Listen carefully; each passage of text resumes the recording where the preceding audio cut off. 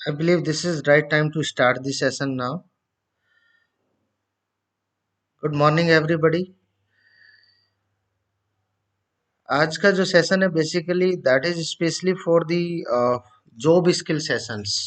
I believe कि आप सब लोगों ने जब भी अपने करियर या जॉब के लिए प्लान किया और उसी के अकॉर्डिंग जो भी टेक्निकल स्किल्स आपने सीखने स्टार्ट किए, तो जब वेन एवर जब भी हम इंटरव्यू वगैरह फेस करते हैं तो वहाँ पे टेक्निकल के साथ साथ हमें कुछ जॉब स्किल सेशंस की भी रिक्वायरमेंट होती है. बिकॉज किसी चीज़ की जानकारी होना और उसका आंसर करना दोनों सेपरेट चीज़ें हैं. कई बार ऐसा होता है कि चीज़ों की जानकारी होते हुए भी हम ध्यान देना चाहिए. कुछ पॉइंट्स हम डिस्कस करेंगे. सबसे पहले अगर मैं थोड़ा सा ब्रीफ करूँ आपको सेशन,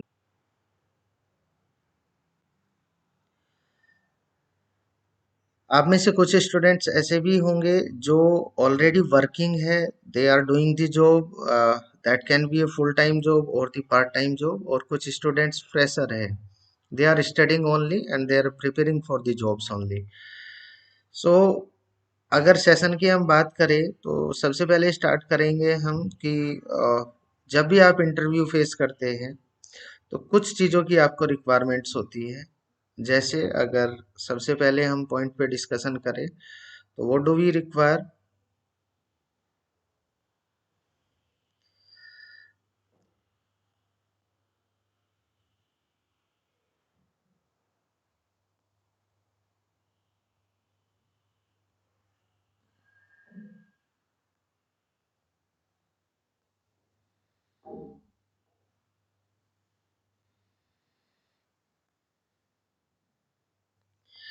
सबसे पहले हमें ज़रूरत होती है एक रिज्यूमे की.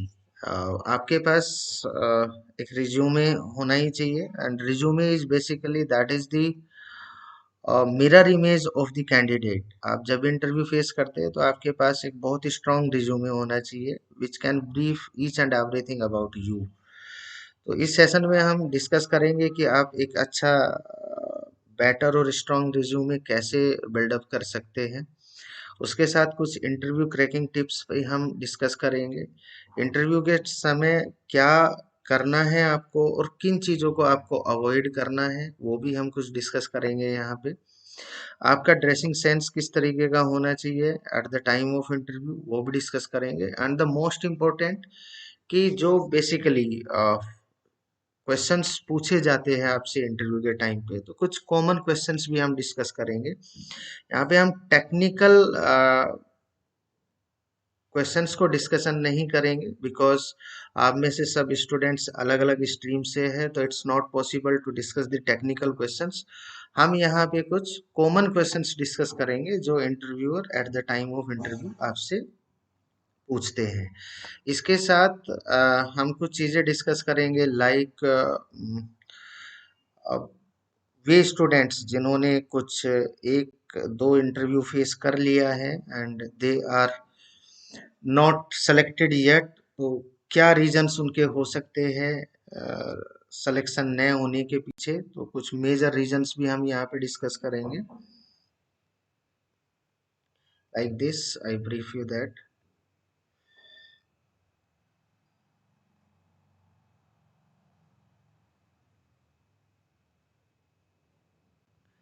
कुछ टॉप 5 रीजंस जिनकी वजह से you are getting rejected for the jobs at the time of interview. लेकिन आप कैसे सरवाइव कर सकते हैं रिजेक्शन से, किस तरीके से आप रिजेक्शंस को अवॉइड कर सकते हैं वो भी हम डिस्कस करेंगे. Because it's a pandemic time और वर्चुअल मोड में कंपनीज में काम भी हो रहा है. कई बार ऐसा भी होता है कि इंटरव्यू में आपका जो फर्स्ट फेस होता है interview that is a kind of the telephonic interview. Most of the cases में companies are doing the same thing now.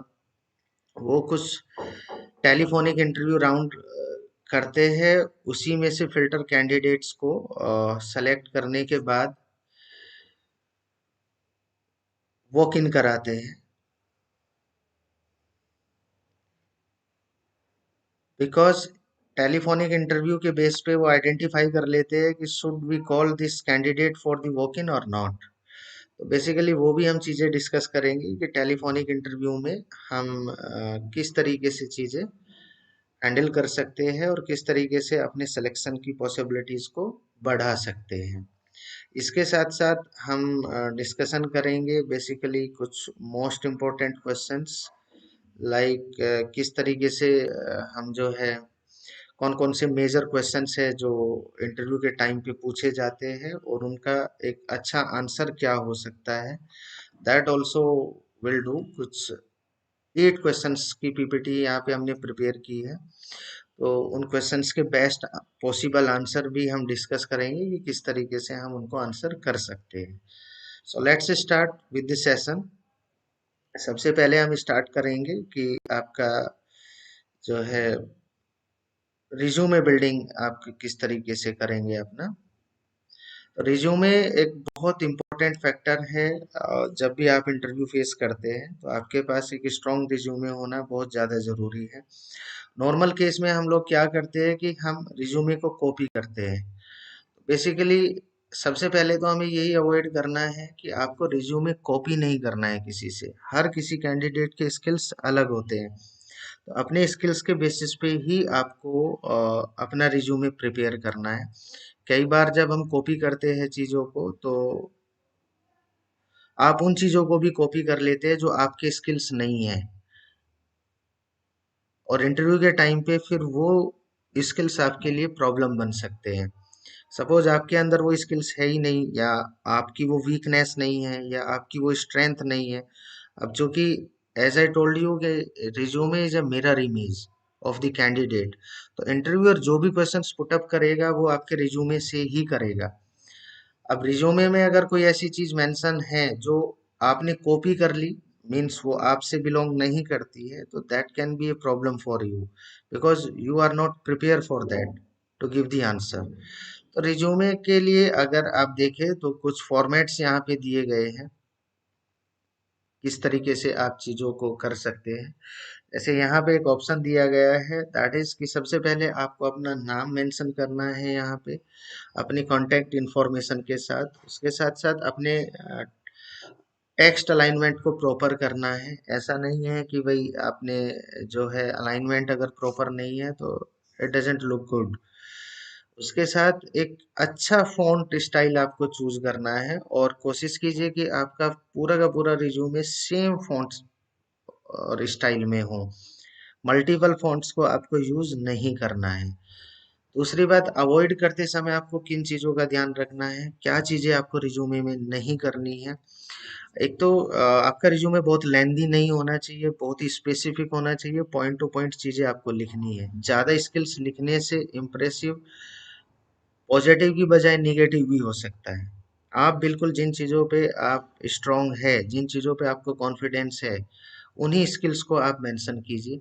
दूसरा, रिज्यूमे में बेसिकली आपको ग्रामर और स्पेल चेक जरूर करना है। कहीं ऐसा ना हो कि कॉपी पेस्ट के चक्कर में आपने ग्रामर और स्पेल चेक नहीं किया और प्रॉब्लम हो गई।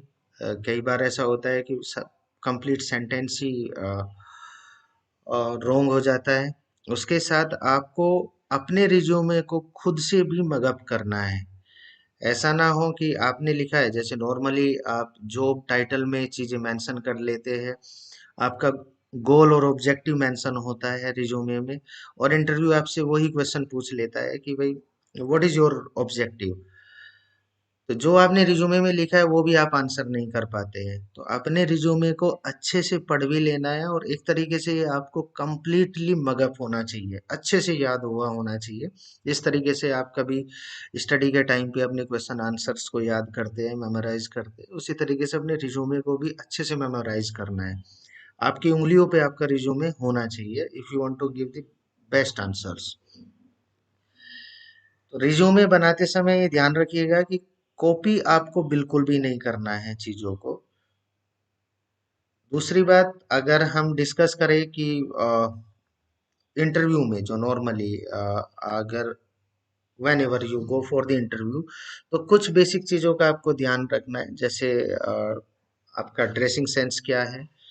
दूसरा आपका टाइमिंग ऑफ द इंटरव्यू। ये सब चीज़ें आई बिलीव जब भी आप कोऑर्डिनेट करते हैं इंटरव्यूअर के साथ या बीच में आपके साथ कोई कंसल्टेंसी इन्वॉल्व है तो प्रॉपर कोऑर्डिनेट कीजिए, टाइमिंग का ध्यान रखिए, अवॉइड कीजिए कि आप लेट पहुंचे इंटरव्यू में।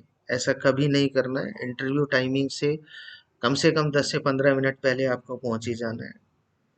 आपका ड्रेसिंग सेंस फॉर्मल होना चाहिए, कैजुअल ड्रेसिंग सेंस आपको फॉलो नहीं करना है, राइट। और उसके साथ जो है बेसिकली कुछ स्टूडेंट्स होते हैं normally they follow the casual format, वो चीज़ें आपको नहीं करनी है। तो यहाँ पे कुछ चीज़ें दी गई है, टिप्स है how to crack the interview. जैसे सबसे पहले इसमें मेंशन किया गया है कि रिसर्च फॉर द कंपनी। आप जिस कंपनी के लिए इंटरव्यू देने जा रहे हैं आपको उसके बारे में अच्छे से जानकारी जुटा लेनी चाहिए।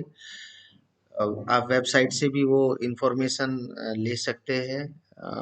पता कीजिए कि कंपनी का प्रोफाइल क्या है, किस तरीके की इंडस्ट्रीज है, उनका एक्चुअल में व्हाट दे आर डूइंग, कब कंपनी स्टार्ट हुई थी, कंपनी की स्ट्रेंथ क्या है, ये सब चीज़ें जानने की आपको ज़रूरत है। उसके साथ जैसा कि मैंने आपको बताया कि प्रैक्टिस और रिपीट करने की ज़रूरत है। अपने रिज्यूमे को रिवाइज कीजिए, रिपीट कीजिए, अच्छे से प्रैक्टिस कीजिए और कुछ क्वेश्चंस जो हम आज डिस्कस भी करेंगे, जो मोस्ट फ्रिक्वेंटली आस्क्ड क्वेश्चंस होते हैं, उनको अच्छे से प्रैक्टिस कीजिए। मिरर के सामने कर सकते हैं, आपके साथ आपके ब्रदर सिस्टर जो भी है या आपके फ्रेंड्स हैं उनके साथ आप उन चीज़ों की प्रैक्टिस कर सकते हैं प्रॉपरली। एक फॉर्मल ड्रेसअप के साथ आप रेडी हो जाइए। And as I told you कि इंटरव्यू टाइमिंग पे आपको पहुंचना है, कम से कम 15 से 20 मिनट पहले आप इंटरव्यू का जो भी आपका वेन्यू है वहां पे पहुंच जाइए। थोड़ा काम फील करे, कीप क्वाइट, ज़्यादा चीज़ें ऑब्जर्व ना करें। कई बार ऐसा होता है इंटरव्यू ईच एंड एवरीथिंग वो ऑब्जर्व करते हैं। हो सकता है जहाँ पे इंटरव्यू चल रहा है they are observing through the cameras as well, तो आपकी एक्टिविटीज़ को वो वहाँ से भी फॉलो करते हैं। और अगर इंटरव्यू सब कुछ चीज़ें ठीक जाती है तो उसके बाद आप फॉलो अप भी कर सकते हैं अपने इंटरव्यू को। तो कुछ कुछ 4-5 चीज़ें आपको फॉलो करने की ज़रूरत है जो आपको हेल्प करेगी आपके इंटरव्यू को क्रैक करने के लिए। अब बेसिकली जो सबसे बड़ी चीज़ें है कि सब कुछ प्रिपेयर होने के बाद भी हमको लगता है कि भाई टेक्निकली हम बहुत स्ट्रांग है, हमने सारी चीज़ें फॉलो की है, कंपनी के बारे में हमने जानकारी भी जुटाई, फॉर्मल भी ड्रेस मैंने फॉलो किया, लेकिन उसके बाद भी सिलेक्शन नहीं होते हैं। जब भी हम ट्राई करते हैं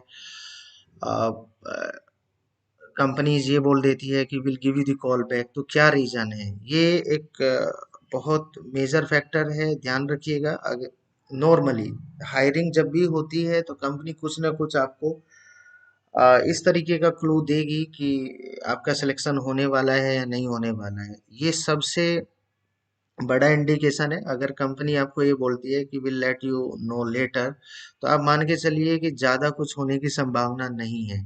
तो ऐसे कौन से रीजंस है जिनकी वजह से हमारे रिजेक्शन के चांसेस ज़्यादा हो जाते हैं, तो उन चीज़ों को भी समझने की कोशिश करेंगे और देखते हैं कि किस तरीके से फिर उनको हम अवॉइड कर सकते हैं। तो यहाँ पे जो भी आप ही लोगों के फीडबैक के थ्रू और बाकी कंपनीज के जो एचआर है, इंटरव्यूअर है, उनसे फीडबैक के बाद कुछ हमने टॉप 5 रीजन सेलेक्ट किए हैं कि ऐसे कौन से बड़े रीजन्स है जिनकी वजह से टेक्निकली स्ट्रांग होने के बावजूद भी, सब कुछ प्रिपरेशन करने के बाद भी हम इंटरव्यूज में रिजेक्ट होते हैं। तो ऐसे टॉप 5 रीजंस क्या है वो हम थोड़ा सा डिस्कस कर लेते हैं।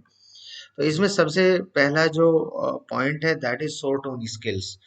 तो डेफिनेटली स्किल्स बहुत मैटर करते हैं, स्पेशली और टेक्निकल स्किल्स। सपोज आपके लिए एक इंटरव्यू लाइन अप हुआ for the accounting position and the company is looking for an accountant. तो ऑब्वियसली अगर आपके पास अकाउंटिंग से रिलेटेड स्किल्स ही नहीं है तो ये एक प्रॉब्लम है आपके साथ कि आप जो है कंपनी चाहती है कि डे वन रेडी प्रोफाइल उनको मिले, और अगर आप बेसिक स्किल्स पे भी आप प्रिपेयर नहीं है तो डेफिनेटली ये एक डिसएडवांटेज होगी, and it can be a big reason of the rejection. दूसरा, शॉर्ट ऑन कनेक्शंस। कुछ स्टूडेंट्स होते हैं basically they are not having the good network and the connections. तो कनेक्शंस और नेटवर्क आपको बिल्डअप करने चाहिए ताकि आपको मैक्सिमम जॉब अपॉर्चुनिटीज मिल सके।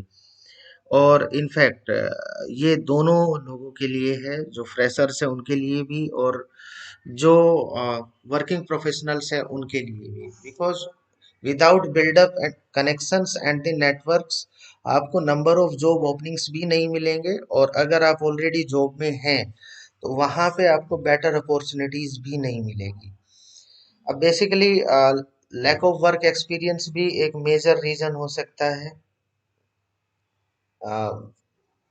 वर्क एक्सपीरियंस बेसिकली अगर फ्रेशर्स की हम बात करें तो उनके पास तो एक्सपीरियंस होता ही नहीं है, लेकिन अगर हम वर्किंग प्रोफेशनल्स की बात करें तो अगर आपका वर्क एक्सपीरियंस कम है किसी पर्टिकुलर प्रोफाइल के लिए, जॉब के लिए, जैसे कुछ कैंडिडेट्स क्या है कि वो हर 3 महीने 6 महीने में जॉब चेंज करते रहते हैं, और अलग अलग प्रोफाइल्स में वो चेंज करते हैं। पहले किसी एक पर्टिकुलर प्रोफाइल में उन्होंने जॉब की 6 महीने 1 साल, उसके बाद प्रोफाइल ही चेंज कर दिया, तो टोटल वर्क एक्सपीरियंस उनके पास सपोज 4 साल का है, लेकिन 4 साल का वर्क एक्सपीरियंस होने के बावजूद भी एक सिंगल प्रोफाइल में उनका वो वर्क एक्सपीरियंस नहीं है, अलग अलग में है, तो वो कंसिडर होता नहीं है, and that become a big reason of the rejection. The fourth point can be the job और company is not a fit for you. ऐसा भी हो सकता है, केवल आपकी तरफ से ही रीजन नहीं हो सकते हैं कि भाई आपको ही कंपनी रिजेक्ट कर रही है, ऐसा भी हो सकता है कि आप ही कंपनी को रिजेक्ट कर दें, ऐसा भी कई बार होता है। जब भी आप इंटरव्यू फेस करते हैं तो आप देखते हैं, पाते हैं कंपनी के बारे में रिसर्च करने पे, एनालिसिस करने पे कि company is not fit for you basically, वहाँ का वर्किंग एनवायरनमेंट आपको ठीक नहीं लगता है, या ऐसी कुछ चीज़ें जो सुटेबल नहीं है, या सैलरी को लेके चीज़ें आपकी म्यूचुअल अंडरस्टैंडिंग नहीं बन पा रही है, कंपनी ने ऐसी कोई कंडीशन आपके सामने रख दी जिसको आप फुलफिल नहीं कर सकते हैं, तो that can also be a reason. तो रीजन केवल यही नहीं हो सकता है कि भाई कंपनी ही आपको रिजेक्ट करे, आप भी कंपनी को रिजेक्ट कर सकते हैं। And the fifth point is what, short and educational requirement. Basically आज के टाइम में अगर आप देखें तो मैक्सिमम कंपनीज एक ग्रेजुएट प्रोफाइल और एटलीस्ट अंडर ग्रेजुएट प्रोफाइल को प्रेफर करती है, और आपके पास अगर उस आपके बैकग्राउंड क्वालिफिकेशन से रिलेटेड कोई एडिशनल टेक्निकल स्किल्स भी है तो वो आपको काफ़ी हद तक हेल्प करते हैं। तो एजुकेशनल एकेडमिक क्वालिफिकेशन और टेक्निकल क्वालिफिकेशंस आपकी जितनी ज़्यादा स्ट्रांग होगी, आपका रिजेक्शन उतना ही कम होता चला जाएगा।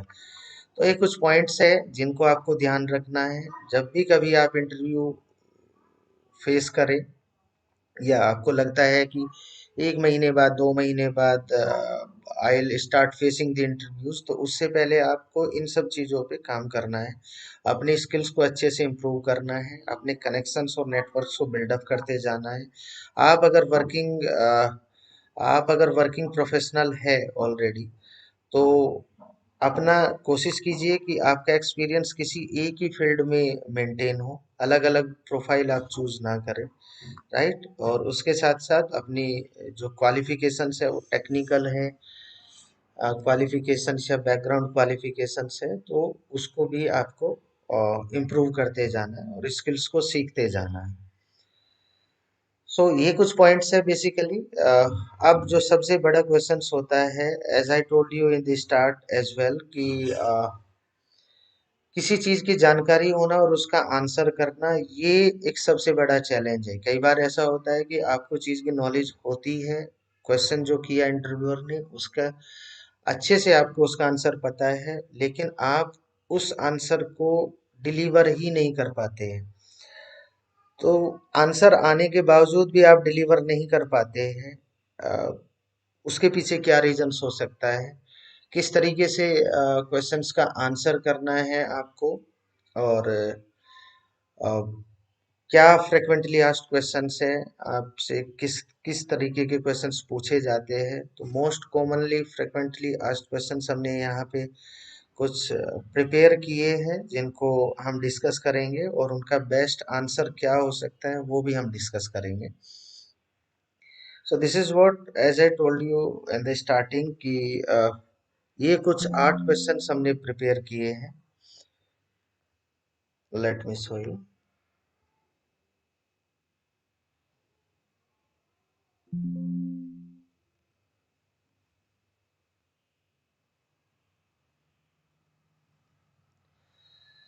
सबसे पहला जो क्वेश्चंस है, टेल मी अबाउट योरसेल्फ। ये सबसे ज्यादा पूछा जाने वाला क्वेश्चन है। एक चीज और ध्यान रखिएगा, कम्युनिकेशन बहुत मैटर करता है, और नॉर्मली कई बार ऐसा होता है इंटरव्यू में कि आप लोग इंग्लिश कम्युनिकेशन से में बहुत ज्यादा कॉन्फिडेंट नहीं है।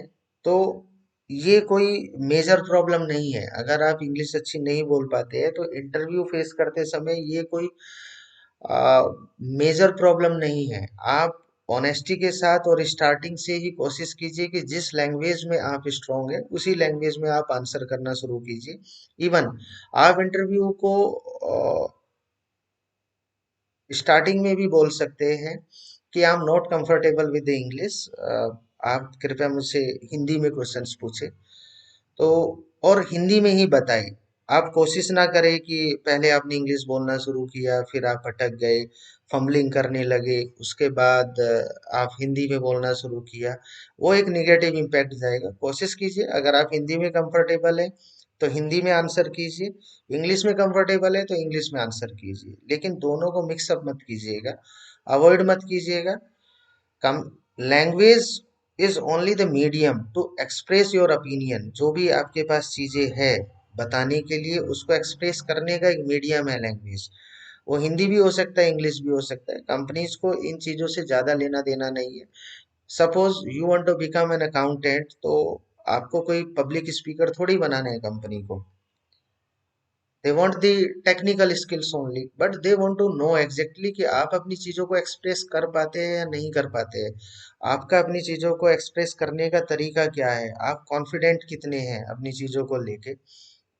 तो कोशिश कीजिए कि अगर आप हिंदी में कंफर्टेबल है तो आप हिंदी में ही आंसर कीजिए, कोई प्रॉब्लम नहीं है। मैक्सिमम स्टूडेंट्स यही उनको दिक्कत होती है कि वो इंग्लिश में स्टार्ट करते हैं, उसके बाद अटक जाते हैं, फंबलिंग करने लगते हैं, सही से आंसर नहीं कर पाते।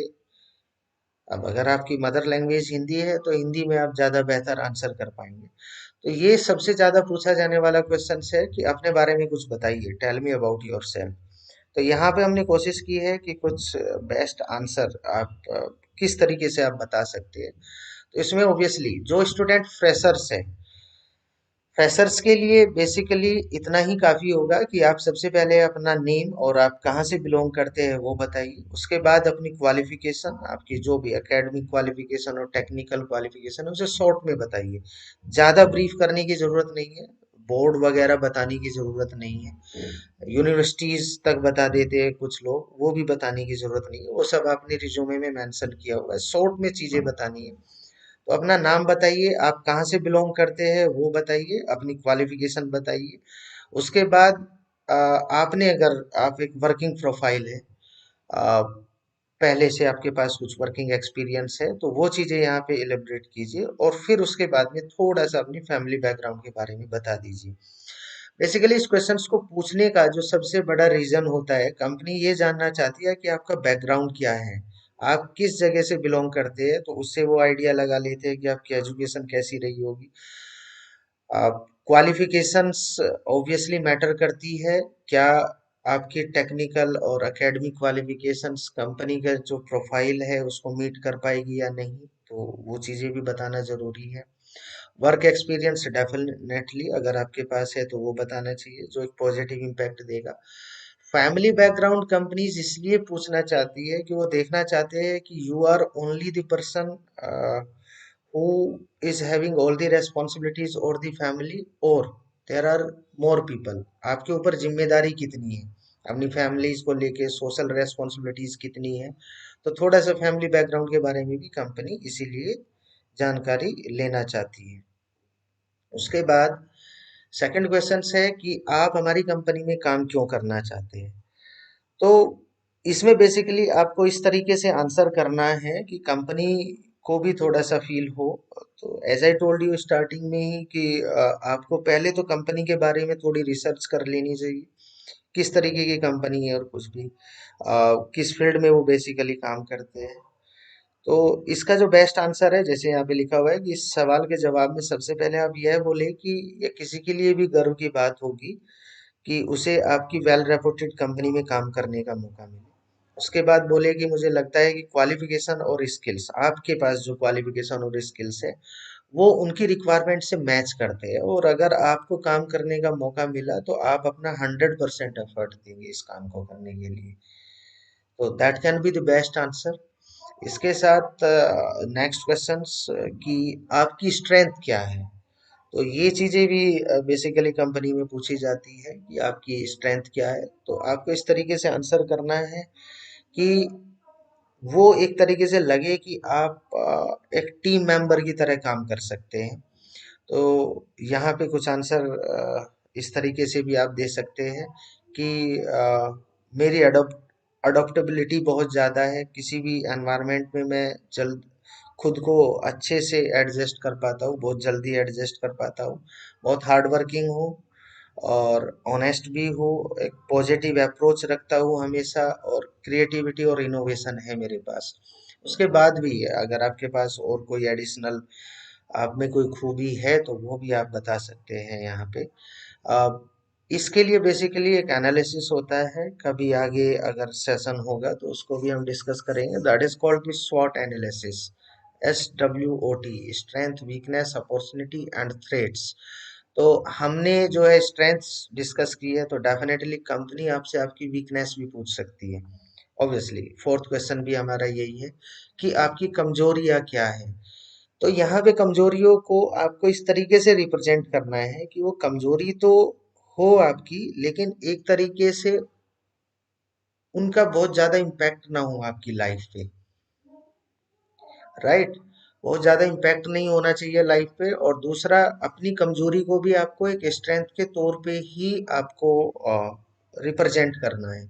जैसे आप बोल सकते हैं कि आप सामने वाले पे, किसी भी पर्सन पे बहुत जल्दी से ट्रस्ट कर लेते हैं।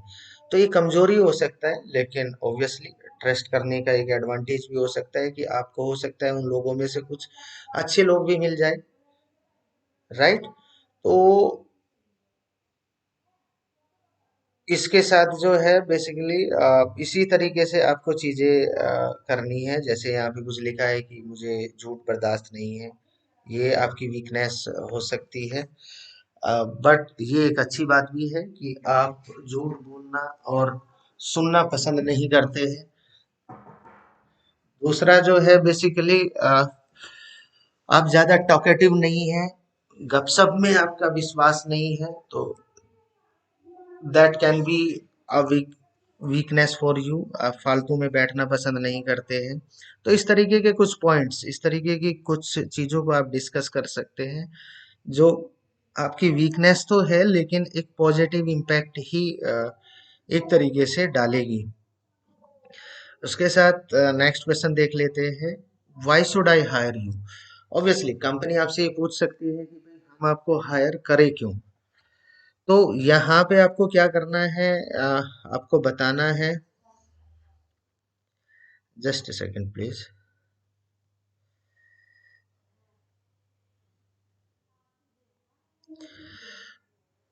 तो why should I hire you, तो अपने जो भी आपके पास स्किल्स है उस जॉब से रिलेटेड, आपके पास जो क्वालिफिकेशंस है, आपकी टेक्निकल और एकेडमिक क्वालिफिकेशंस है, आप उसको यहाँ पे ब्रीफ कीजिए और इंटरव्यूअर को बताइए कि जो भी आपको, आपने जिस रोल के लिए, जिस प्रोफाइल के लिए आपने अप्लाई किया है उससे बेस्ट सुटेबल स्किल्स आपके पास है, और आपकी चीज़ें जो है, आपके स्किल्स उस काम को करने में और भी ज़्यादा बेहतर होंगे और कंपनी की ग्रोथ में आपका भी कंट्रीब्यूशन होगा।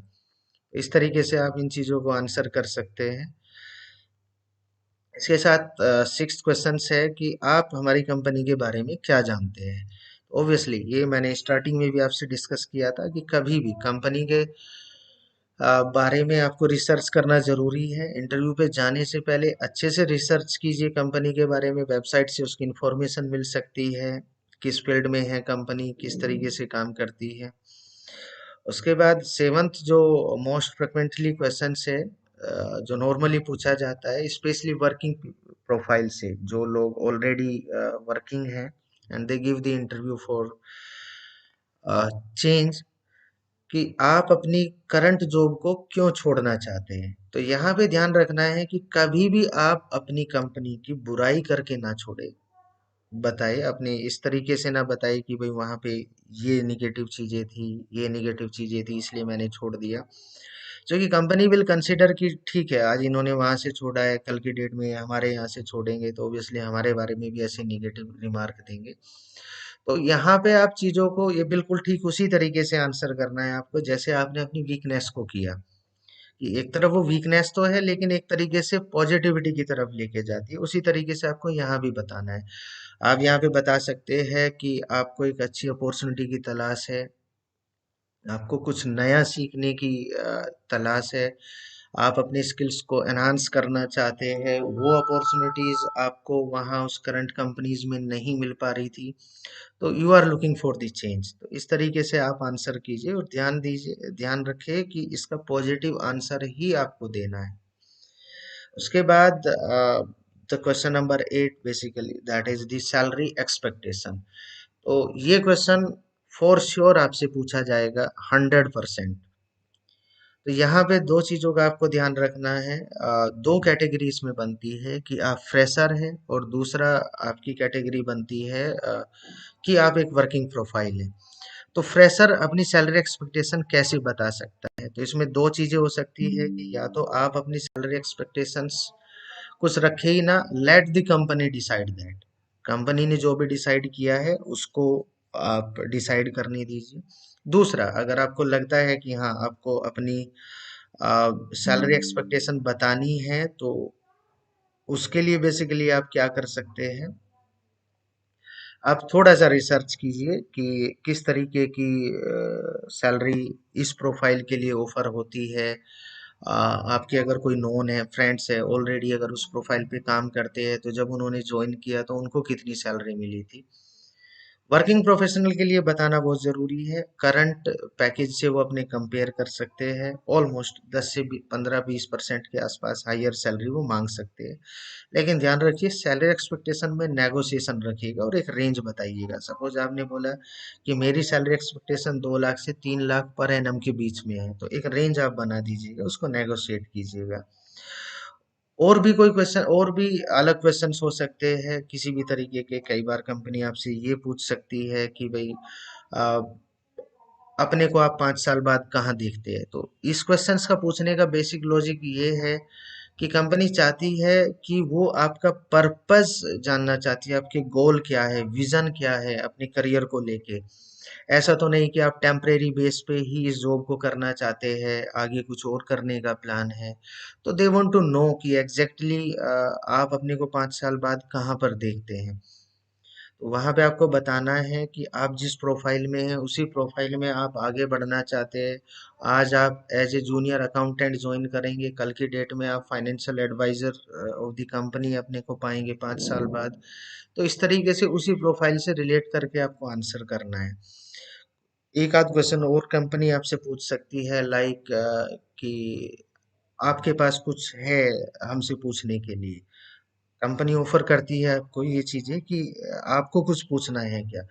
तो डेफिनेटली अगर आपको लगता है आपके कुछ डाउट्स है तो वो चीजें आप पूछ सकते हैं वहाँ पे, आपकी सैलरी स्ट्रक्चर से रिलेटेड, मोड ऑफ पेमेंट से रिलेटेड, वो चीजें भी पूछ सकते हैं। इवन अगर आपको कुछ इंटेलिजेंट क्वेश्चंस पूछ सकते हैं, तो जिस तरीके से कंपनी ने पूछा आपसे कि आप अपने को 5 साल बाद कहाँ देखते हैं, आप भी कंपनी से पूछ सकते हैं कि कंपनी के विजन और गोल है क्या एग्जैक्टली, कंपनी अपने को 5 साल बाद कहाँ देखती है, ताकि आपको भी आइडिया हो जाए कि जिस कंपनी के साथ आप काम करने जा रहे हैं आपका फ्यूचर वहाँ पे सेफ एंड सिक्योर है। बेसिकली ये कुछ पॉइंट्स है जो हमने डिस्कस किए आज। मैं थोड़ा सा ब्रीफ कर देता हूँ कि इंटरव्यू जब भी आप फेस करते हैं तो रिज्यूमे एक मोस्ट इम्पोर्टेंट फैक्टर है। आपके पास बहुत स्ट्रॉन्ग रिज्यूमे होना चाहिए। कुछ चीज़ों का ध्यान रखना चाहिए आपको, वो सब हमने यहाँ पे पीपीटी प्रिपेयर की हुई है। आपके ग्रुप्स में हम इनको फॉरवर्ड कर देंगे। अच्छे से पढ़ेंगे तो चीज़ें समझ में आ जाएगी आपको। नेक्स्ट टाइम इन चीज़ों को इम्प्लीमेंट भी कीजिए बिफोर फेसिंग द इंटरव्यू। तो रिज्यूमे आपका बहुत स्ट्रांग होना चाहिए, कॉपी पेस्ट बिल्कुल नहीं होना चाहिए। आपके पास जो स्किल्स है वो ही आप मेंशन करें यहाँ पे। क्या ऐसी चीजें हैं जिनको आप प्रिफर करके चीजों को अवॉइड कर सकते हैं, अ, अपना सिलेक्शन चांसेस आप हायर कर सकते हैं, वो भी चीजें हमने डिस्कस की है। इंटरव्यू में क्या करना है क्या नहीं करना है ये भी हमने डिस्कशन किया है। और कुछ मोस्ट फ्रिक्वेंटली क्वेश्चंस क्या हो सकते हैं वो भी हमने डिस्कस किया है, ये भी हम आपको फॉरवर्ड करेंगे। Thank you for watching and participating in this sessions. Hope आप सब लोग नेहा मैम के साथ कनेक्ट रहिएगा। और Neha ma'am is trying to get some job openings as well. अगर आप देख रहे हैं वहाँ पे तो उनके साथ कनेक्ट रहिए, अपनी स्किल्स को इम्प्रूव करते रहिए। इंस्टीट्यूट की तरफ से अभी भी आपको इस पेंडेमिक में भी कुछ वेबिनार ऑफर किए जा रहे हैं, जिसका शेड्यूल्स भी आपके ग्रुप में मेंशन किया गया है। उनको भी आप अटेंड करते रहिएगा।